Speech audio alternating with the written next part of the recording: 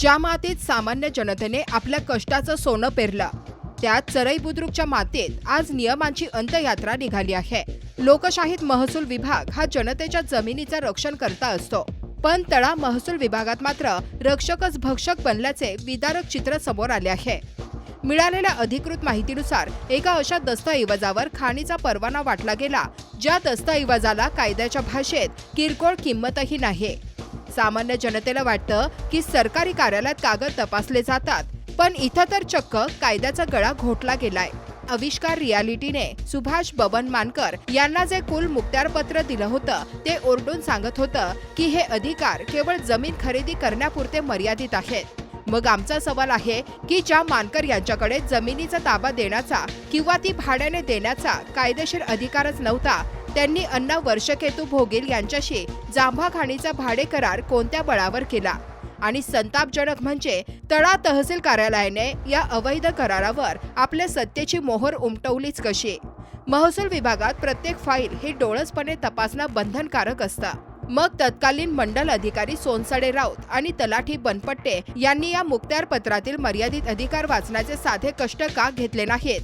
मंडल अधिकारी सोनसडे राऊत यांनी या कागदपत्रांची शहानिशा न करता हिरवा कंदील दाखवलाच कसा?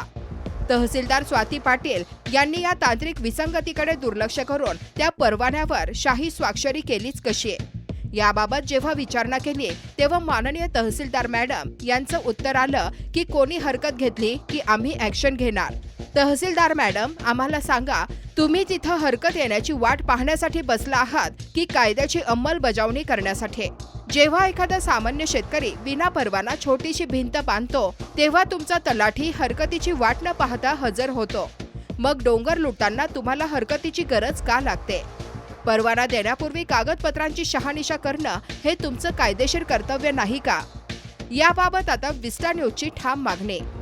हा सगळा बनाव कशासाठी? तर केवळ अटींचा भंग करून पर्यावरणाचा आणि शासनाचा महसूल बुडवण्यासाठी। म्हणून विस्टा न्यूजची मागणी आहे की तत्काळ परवाना रद्द, अधिकार नसताना दिलेल्या या बेकायदेशीर परवान्यावर जिल्हाधिकाऱ्यांनी तातडीने कुऱ्हाड चालवावी।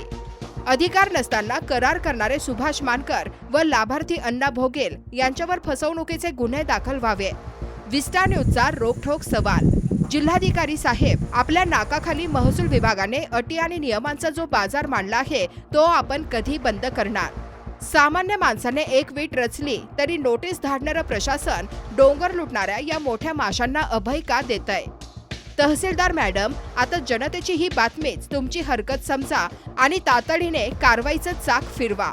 विस्टा न्यूज या प्रकरणाचा पाठपुरावा करत राहील, कारण जनतेचा आवाज दाबला जाऊ शकतो, पण कागदावरचं सत्य पुसलं जाऊ शकत नाही।